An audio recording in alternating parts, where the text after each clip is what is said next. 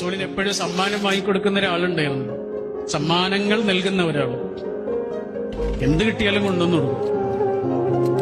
റസൂൽ അദ്ദേഹത്തിന് ചിലതൊക്കെ കൊടുക്കും കേട്ടോ. അപ്പൊ അദ്ദേഹം പറയും, എന്തിനാ റസൂൽ എനിക്ക് തരുന്നത്? ഞാൻ അങ്ങോട്ട് തന്നാ പോരെ, റസൂല് പ്രയാസപ്പെടണ്ട. അതുപോരാ, ഞാൻ അങ്ങോട്ടും തരും. നിങ്ങൾ എനിക്കാരാണ് എന്നത് മാത്രമല്ല, ഞാൻ നിനക്കാരാണ് എന്നത് കൂടിയാണ് സമ്മാനം.